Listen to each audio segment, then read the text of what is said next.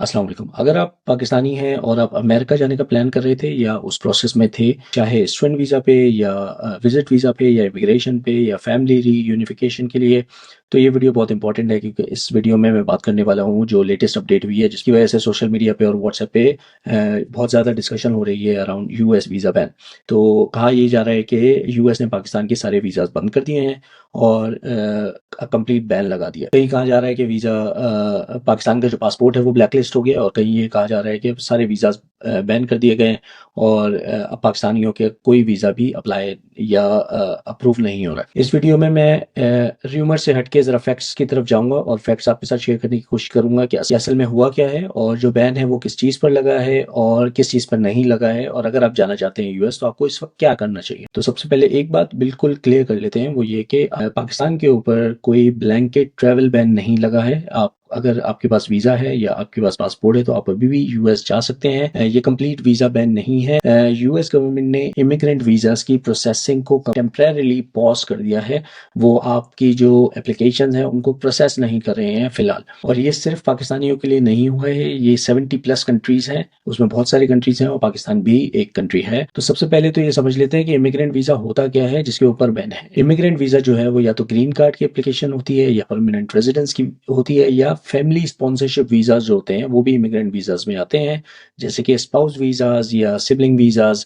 Parents के जो visas होते हैं वो भी फैमिली स्पॉन्सरशिप में आते हैं और वो भी इस इमिग्रेशन वीज़ा बैन से इफेक्ट हुए हैं। तो ऑब्वियसली आप देख सकते हैं कि ग्रीन कार्ड हो या पीआर हो या फैमिली वीज़ाज हो, ये सारे वो वीज़ाज होते हैं जो लोग अमेरिका जाके परमानेंट सेटल होने के इरादे से वहाँ जाते हैं, तो इन पर होल्ड लगा है। लेकिन अगर आप विजिट वीज़ा करना चाहते हैं या आप स्टूडेंट वीज़ा लेना चाहते हैं तो वो अभी भी अलाउड हैं और अभी भी प्रोसेस हो रहे हैं। स्टूडेंट वीज़ा जो कि F1 वीज़ा कहलाता है वो अभी भी अप्लाई हो रहा है। उसके बाद जो वर्क वीज़ाज होते हैं उसमें H1B visa, obviously the most popular visa in the world, वो अभी भी हो रहा है। L1 वीज़ा है, उसके बाद O1 वीज़ा है, ये सारे वीज़ाज़ अभी भी अप्लाई हो रहे हैं और प्रोसेस किए जा रहे हैं।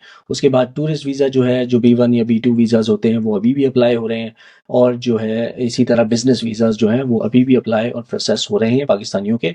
तो एक कंप्लीट ब्लैंकेट ट्रैवल बैन या वीज़ा बैन नहीं है, सिर्फ इमिग्रेंट्स एप्लीकेशंस जो हैं जो परमानेंटली यूएस जाके सेटल होना चाहते हैं उन पे पॉज लगाया है और सिर्फ पाकिस्तानियों के लिए नहीं लगाया। तो अगर आप यूएस किसी यूनिवर्सिटी में एडमिशन लेके स्टूडेंट वीज़ा पे जाना चाहते हैं, या आप कोई जॉब ऑफर लेके वर्क वीज़ा पे जाना चाहते हैं, या आप विजिट करना चाहते हैं यूएस, तो अभी भी यूएस जाना आपके लिए पॉसिबल है। और तो फिर सवाल ये पैदा होता है कि लोग इसे बैन क्यों कह रहे हैं और इतना ज़्यादा बस क्यों है मार्केट में कि जो है यूएस के वीज़ाज बैन हो गए। तो ऑब्वियसली वो यही है कि जो पाकिस्तानीज़ हैं, मोस्टली पाकिस्तानीज़ यूएस जाते हैं परमानेंट सेटल होने के लिए। जो इमिग्रेंट वीज़ाज़ हैं या जो फैमिली रीयूनिफिकेशन के वीज़ाज़ हैं, ग्रीन कार्ड की एप्लीकेशंस हैं, यही सबसे ज़्यादा अप्लाई होती हैं पाकिस्तान से या पाकिस्तान जैसे और दूसरे कंट्रीज से, क्योंकि लोग जाके परमानेंटली सेटल होना चाहते हैं। बहुत कम लोग होते हैं जो टूरिस्ट वीज़ा लेके यूएस जाएं, या स्टूडेंट वीज़ाज़ या वर्क वीज़ाज़ तो ऑब्वियसली लिमिटेड ही होते हैं और उसके लिए एक रिक्वायरमेंट होती है कि आपको जॉब ऑफर चाहिए या एक एडमिशन चाहिए यूनिवर्सिटी से, तो वो बहुत लिमिटेड होते हैं। लेकिन जो पीआर एप्लीकेशंस होती हैं या जो इमिग्रेंट वीज़ाज़ होते हैं, ये ऑब्वियसली बहुत ज़्यादा लोग अप्लाई करते हैं। इसीलिए जब ये बैन आया तो बहुत ज़्यादा एक बज़ मार्केट में क्रिएट हो गई कि बैन लग गया है और अब कोई यूएस नहीं जा पाएगा, जबकि हकीकत में ये बैन नहीं है बल्कि एक रिव्यू या पॉज है जो यूएस ने अपनी ओवरऑल इमिग्रेशन पॉलिसी पे लगाया है, और वो रीअसेस कर रहे हैं कि उनकी इमिग्रेशन पॉलिसी आने वाले वक्तों में क्या होगी। और मेरा पर्सनल एक्सपीरियंस भी यही कहता है कि सिर्फ यूएस नहीं बल्कि सारे कंट्रीज, स्पेशली यूरोपियन कंट्रीज, अपनी इमिग्रेशन पॉलिसीज़ को रिव्यू कर रहे हैं और कुछ ना कुछ चेंजेस हर कंट्री में आपको आने वाले दिनों में नज़र आएगी,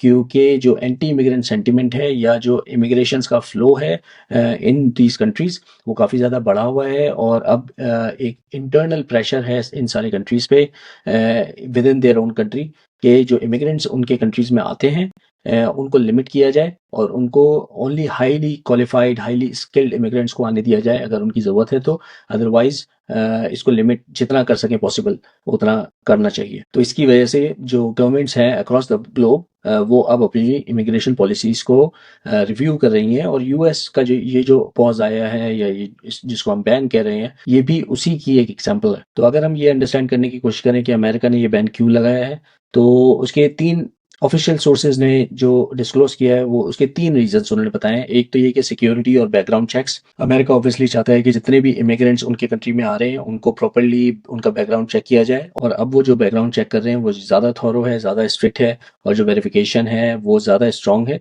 इसीलिए अब जो ओवरऑल पॉलिसी है उसको रीअसेस करके फिर एप्लीकेशंस को दोबारा से प्रोसेस किया जाएगा, और जो अंडरस्टैंडिंग है वो यही है कि अब जो प्रोसेसिंग टाइम्स हैं वो भी पहले से ज़्यादा हो जाएंगे। उसके बाद जो दूसरा रीज़न है वो ये है कि वो जो सोशल डिपेंडेंस है इमिग्रेंट्स की यूएस की रिसोर्सेज पे उसको मिनिमाइज करना चाहते हैं। तो वो बेसिकली यूएस ये चाहता है कि जो लोग इमिग्रेंट बन के उनके कंट्री में आए वो यूएस की रिसोर्सेज या बेनिफिट्स पे डिपेंडेंट ना हो, बल्कि वो हाईली स्किल्ड हो और वो आके यूएस की इकोनॉमी में कंट्रीब्यूट करें rather than being burden on the economy. और तीसरा ऑब्वियसली ये है कि वो लिमिट करना चाहते हैं नंबर ऑफ पीपल जो कि उनके कंट्री में आए, ताकि वो जो अमेरिकन हैं उनको ज़्यादा जॉब्स मिल सकें, उनको ज़्यादा रिसोर्सेज और बेनिफिट्स मिल सके रादर देन इमिग्रेंट्स। अगर हम सोचें कि क्या ये जो बैन है ये पाकिस्तानियों के खिलाफ है, तो बिल्कुल नहीं, बिकॉज इसमें 70+ कंट्रीज हैं और Pakistan is just one of the country. तो जो लोग ऑलरेडी यूएस में हैं किसी वैलिड वीज़ा पे या एक लीगल स्टेटस के साथ, उनके ऊपर इस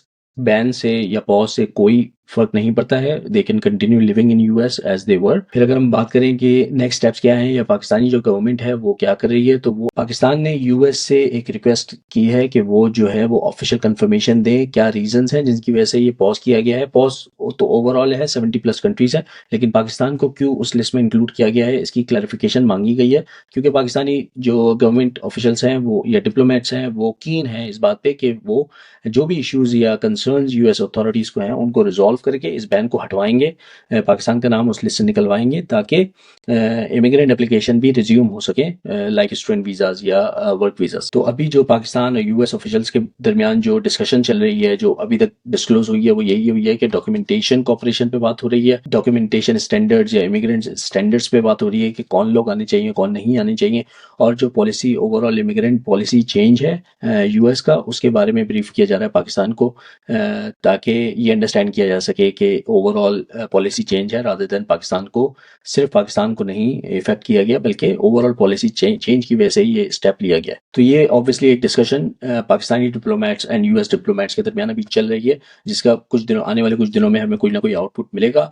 होपफुली पाकिस्तान का नाम इस लिस्ट से निकल जाएगा, और अगर निकल गया तो ऑब्वियसली हमारी जो इमिग्रेंट एप्लीकेशन हैं वो सारी रिज्यूम हो सकती हैं। लेकिन अभी फिलहाल आप अभी भी अप्लाई कर सकते हो, लेकिन आपकी जो एप्लीकेशन है वो प्रोसेस नहीं होगी बल्कि वो होल्ड पे रहेगी, क्योंकि अब हमें ये नहीं पता कि ये इशू कब रिजॉल्व होगा। तो अगर आप यूएस जाना चाहते हो तो आपको क्या करना चाहिए, बेसिकली स्टूडेंट वीज़ा या वर्क वीज़ा के रूट अभी भी ओपन है, आपको वो रूट अप्लाई करना चाहिए। फाइनेंशियल डॉक्यूमेंट्स अपने स्ट्रॉन्ग करके अप्लाई करना चाहिए, क्योंकि वर्क वीज़ाज और स्टूडेंट वीज़ाज भी रिजेक्ट हो सकते हैं। तो आपकी जो डॉक्यूमेंटेशन है वो टॉप नॉच होनी चाहिए। आप जो र्यूमर्स हैं मार्केट में चल रहे हैं उनसे दूर रहें, और जो ऑफिशियल अपडेट्स हैं पाकिस्तानी गवर्नमेंट की तरफ से या यूएस गवर्नमेंट की तरफ से उसको फॉलो करें और उसको अंडरस्टैंड करने की कोशिश करें कि एक्चुअल अपडेट क्या है, rather than depending on what social media says. और जो यूएस स्पेसिफिक कंसल्टेंट्स हैं पाकिस्तान में जो यूएस के केसेस सालों से देख रहे हैं उनको रीच आउट करें और उनसे अंडरस्टैंड करने की कोशिश करें कि क्या रूट इस वक्त आपके लिए बेहतर रहेगा, और अगर अभी नहीं